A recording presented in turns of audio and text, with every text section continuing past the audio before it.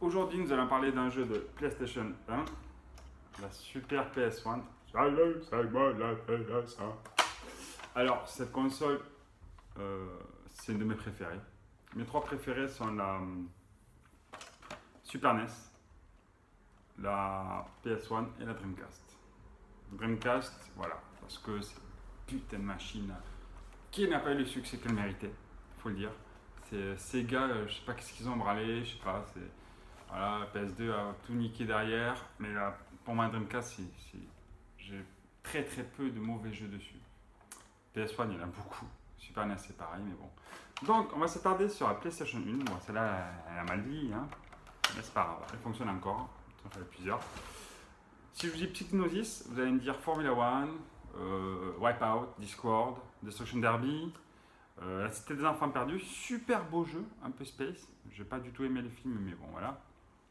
Ensuite, il y a eu quoi? Les Cool Awards, Overboard, il y a même eu Myst, un portage de Myst, Lomax, Wipeout, je ne sais pas si j'ai déjà dit, Adidas Sport Soccer. Mais en 1997, il y a eu un super jeu qui est sorti. Je suis un gros fan de Zelda sur Game Boy, évidemment, parce que Link's Awakening, une tuerie. Sur Super NES. Les épisodes NES, je les ai finis il n'y a pas longtemps, parce que j'avais pas la NES, c'est mon cousin qui avait ça. Je n'ai pas de NES, parce qu'on ne peut pas tout avoir. Un chie pas des lingots, comme on dit.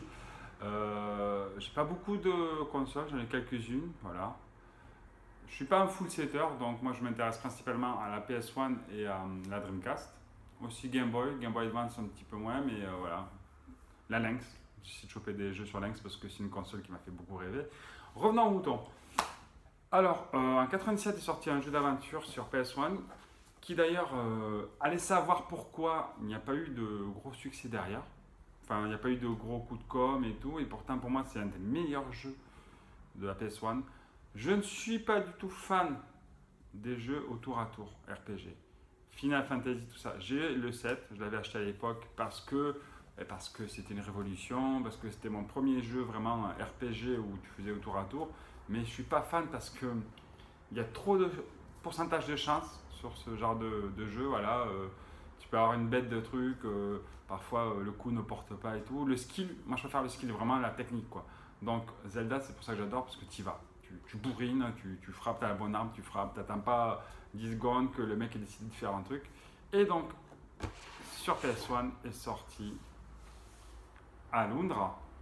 Alundra. Alundra. Pour moi, c'est un des meilleurs jeux de PS1. C'est pas celui qui a la plus belle réalisation. Il faut se remettre dans le contexte, 1997. C'est de la simili 3D, on va dire. C'est vraiment du Zelda-like. Pour moi, c'est un super jeu. Alors, celui-ci est en très bon état. Le petit manuel qui va bien. Le petit manuel aide de jeu. C'est hyper original, donc ça vous explique un petit peu des petits conseils à droite à gauche. Par exemple, apprendre au pire la caverne de la plage, voilà, niveau 2, rendez-vous. Vous devez briser des blocs afin de créer des escaliers, tout ça. Donc c'est un jeu d'aventure où j'ai sorti en 97. Alundra, c'est quoi? C'est un personnage qui a la faculté de voyager dans les rêves. Donc il y a toute une aventure derrière ça, voilà. Donc, les personnages sont hyper attachants. Le jeu est super facile à prendre en main. Les musiques sont excellentes. Vraiment, alors là, je n'ai pas compris pourquoi il n'a pas fonctionné. Aujourd'hui, c'est un jeu qui commence à côté. Il y a une suite qui est sortie, je n'ai pas encore testé, je n'ai pas joué. Je la trouverai un de ces quatre. Mais ma politique à moi, c'est pas d'acheter sur le net, sur les enchères, à faire grimper les prix, ceci, cela. Non, de la merde. Je ne vois pas pourquoi je paierais 200 € un jeu qui a coûté 39 ou 40 à sa sortie. Celui-là, j'ai eu pour pas cher. Je remercie encore JC, Gamecage, reste. Petit coup de pub. Alors, que dire d'autre? Je vais faire une petite partie. Voilà. Donc, j'essaierai de faire un montage pas trop dégueu. Et allez-y, si vous pouvez le trouver, encore une fois, n'allez pas vous ruiner. Le rétro gaming, c'est bien, mais il ne faut pas que ça devienne un business de merde comme ça actuellement. Et puis voilà. Qu'est-ce que t'en penses, Eric? Ça se passe? Ok. Allez, c'est parti pour une partie.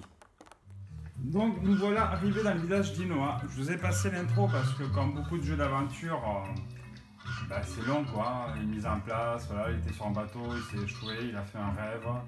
Un démon s'est réveillé, attaqué un sorcier, bref, voilà. Donc, voilà dans le village d'Inoa.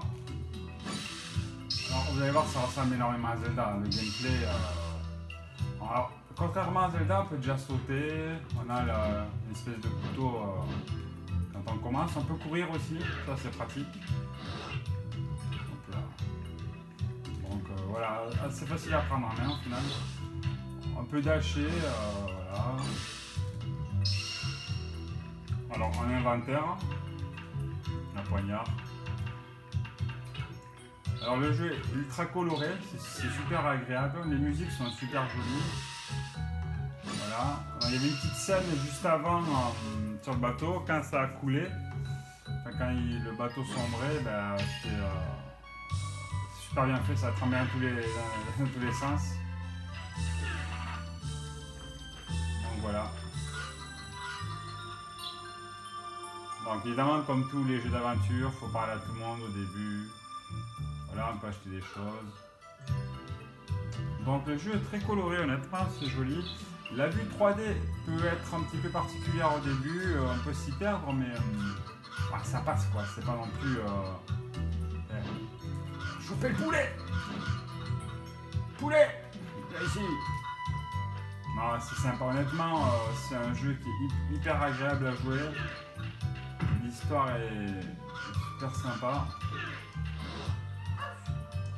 Il y a un cabot qui est hyper gentil, il y a un chien de la casse. Allez, alors, comme d'hab, on doit discuter. Alors, sort quoi. Dans le jeu, au début, là, sur le bateau, on me traitait vraiment comme de la merde. Il fallait voir l'équipage comme il me parlait. C'était assez fun, voilà.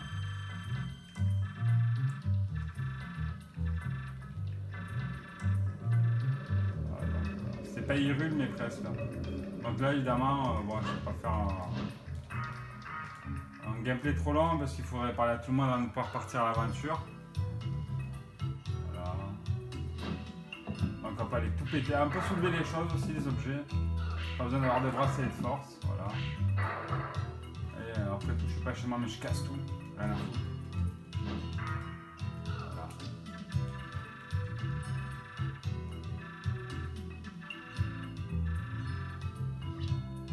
Voilà, donc c'est sympa, on explore, on découvre petit à petit, ça se met en place. Voilà. Donc Alundra sur PlayStation 1. J'attends de voir, sur ça je vais me le refaire en entier, rien à foutre. Hein. Mais j'attends de voir si j'arrive à trouver le 2. Parce que le 2 j'ai jamais essayé et c'est vraiment...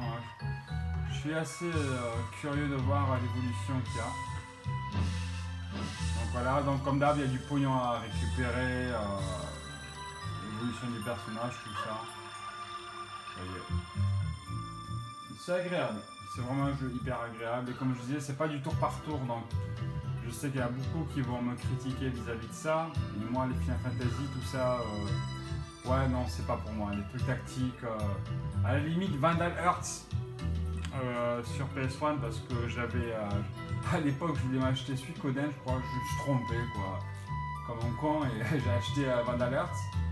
J'ai putain un truc tactical qui est pas très joli à la base non plus, et en fait, je m'y suis pris. Mais voilà, moi je suis pas du tout. Je suis pas un joueur qui va s'extasier sur un Final Fantasy ou sur un jeu comme ça, là. Et puis en fait, les RPG ça coûte la peau du cul, tout le monde adore ça. Voilà. Bref, c'était un petit aperçu d'Alundra sur PS1. Voilà. Donc si vous le trouvez pas cher, allez-y, foncez. Foncez parce qu'il va vous tenir en haleine quelques heures. Il est assez long.